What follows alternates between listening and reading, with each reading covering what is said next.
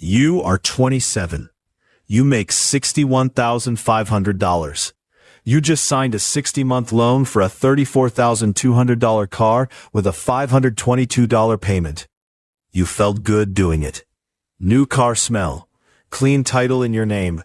Well, the bank's name, technically, but you don't think about that part. I didn't either, back when I did something similar. Nobody warns you that the good feeling has a 5-year expiration date built right into the paperwork. Here's the promise of this video. We're going to age you forward, decade after decade, same income assumptions, same starting point, and watch what a 5-year new car cycle actually costs across a working life. Not with outrage, just with numbers. And we're going to watch what the alternative quietly builds instead, because there's always an alternative sitting right next to you, usually driving something less exciting. You've got $1,200 in savings right now. That's you at 27. Write that number down, because we're coming back to it. And there's a guy at your office. Let's call him Derek. Same age, same $61,500 income. Derek bought a $16,800 used car. His payment is $308 a month, and he'll have it paid off in 3 years flat. In the parking lot, your car looks like a win, and Derek's looks like a compromise. Nobody's jealous of Derek. That's the thing about this story. For a long time, nobody has any reason to be. Right now, the gap between you and Derek is $214 a month. Not enough to notice, not enough to argue about. Just a number sitting quietly between two paychecks. But quiet numbers don't stay quiet forever. What happens to that $214 over 5 years?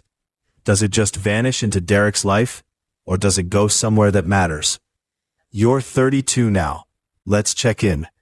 Your 5-year loan is up, and the trade-in barely covers what's left on the loan.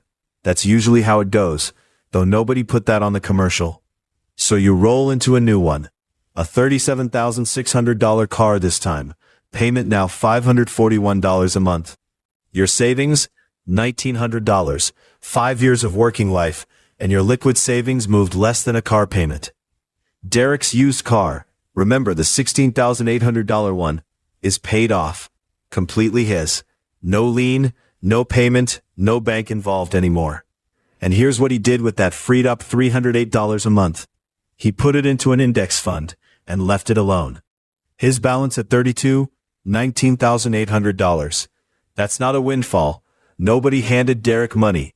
That's just 5 years of one redirected car payment, compounding quietly while he wasn't looking at it. You, meanwhile, reset your clock at a higher payment. $522 became $541. Your car is newer. Your position isn't. If Derek's gap is already 5 figures at 32, on nothing but patience and one boring paid-off car. What does this look like once compounding gets a full decade to work instead of 5 years? You're 37. Third new car. $39,900 sticker price. Your payment climbs to $567 a month. Your savings sit at $2,400, barely more than the $1,900 you had 5 years ago. Barely more than the $1,200 you started with at 27. Here's what you're starting to notice at this gate. The payment never actually leaves your life. It just changes shape every 5 years. $522, then $541, now $567. A different number, same monthly hole. Derek is still driving the same car. It's 12 years old now. Nothing glamorous about it.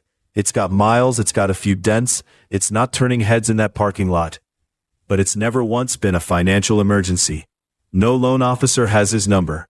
His invested balance at 37, $54,300. Let that sit next to your $2,400 for a second. The gap between you two isn't really about cars anymore. $54,300 minus $2,400. That's not a car anymore. That's approaching the size of a house down payment. That's the kind of number that changes what your 40s can look like. And right now it belongs to the guy with the boring car. So here's the real question at this gate. At what point does this stop being a story about cars and start being a story about which life you're actually funding? His or the version of you still making payments? You're 42. Fourth new car, financed at $598 a month. Let's add up what you've spent on car payments across these 15 years. Roughly $102,000. Not on a house, not on an investment, on depreciating steel that's worth a fraction of that today. Your savings? $3,100. Derek, meanwhile, bought a second used car, paid in cash, straight out of his investment gains.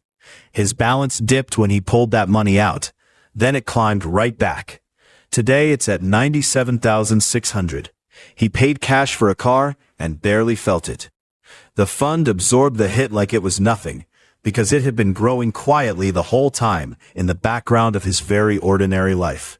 You, at 42, are starting to do a different kind of math. Not what car should I get, but does retirement even work on this trajectory? That's a heavier question, and it's arriving right on schedule, 15 years into a habit that felt harmless every single time you signed for it. One more car cycle left before what people call typical retirement planning age. So here's the open question hanging over you right now. Can this gap still be closed? Or has 15 years of $522 turned $598 already decided the outcome for you? You're 47. Fifth new car. Payment now $631 a month. Lifetime car spending is closing in on $140,000. Your savings? $4,800. Derek's invested balance? $162,300. No car payment. None. Hasn't had one in over 2 decades.